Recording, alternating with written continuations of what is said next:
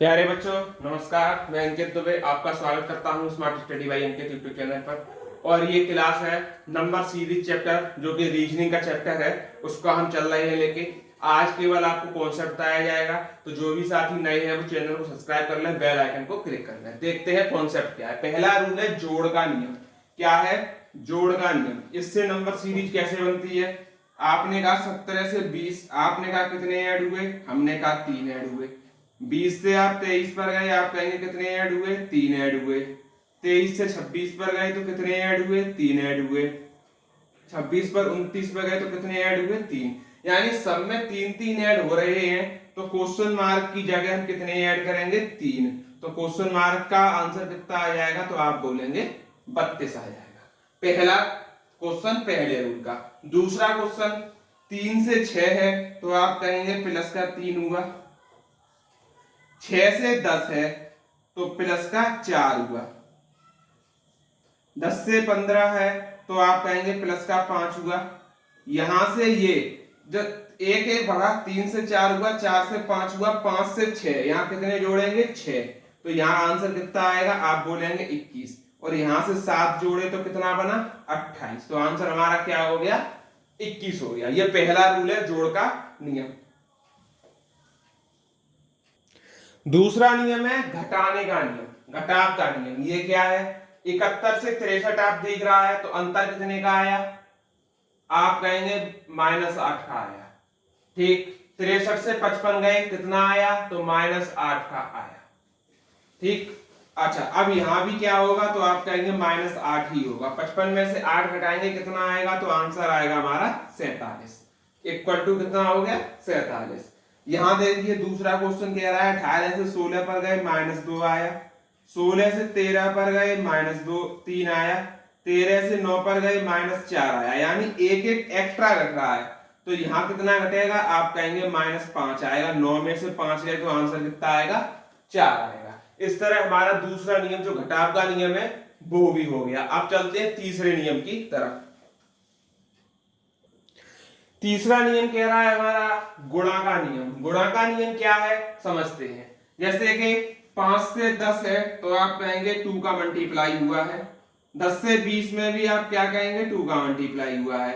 20 से 80 में क्या हुआ है? तो आप कहेंगे 4 का मल्टीप्लाई हुआ है। 40 कर लीजिए, तो किसका मल्टीप्लाई हुआ है? आप कहेंगे 2 का मल्टीप्लाई हुआ है। अच्छा, अब यहां भी 2 का मल्टीप्लाई कर लीजिए, तो आंसर कितना आ जाएगा? 80 हमारा राइट आंसर हो जाएगा।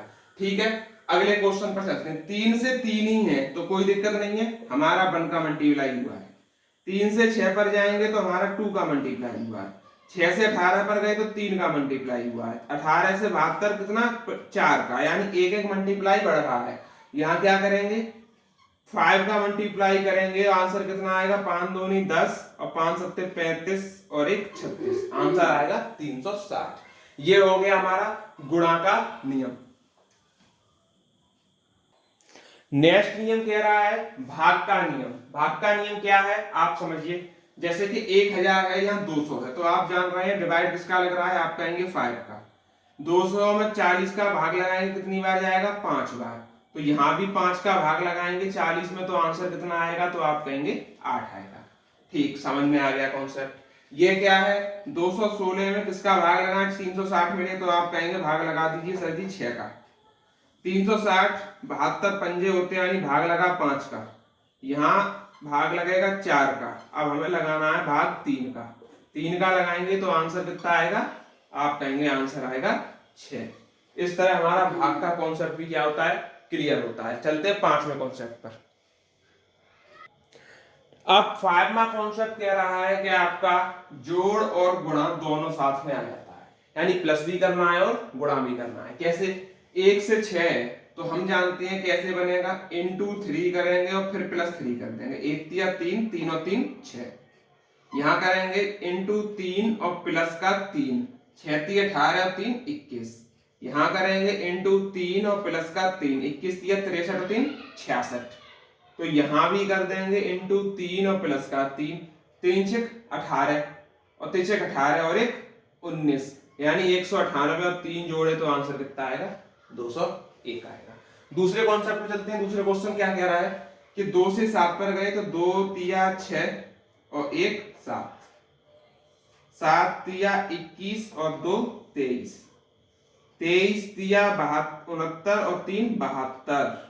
यहाँ क्या करेंगे इंटू 3 और प्लस 4, क्योंकि प्लस में संख्या एक एक बढ़ रही है तो करिए गुणा। 3 दूनी 6 और 3 7 21, यानी कितना आएगा 216, और 4 जोड़ देंगे तो कितना आएगा 2 से 20। हमारा क्या हो जाएगा राइट आंसर हो जाएगा। चलते हैं अगले कॉन्सेप्ट पर।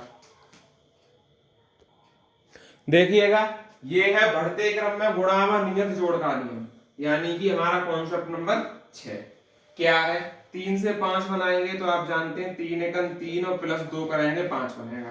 5 से 12 बनाएंगे, 5 दूनी 10 और 2 हो गया 12।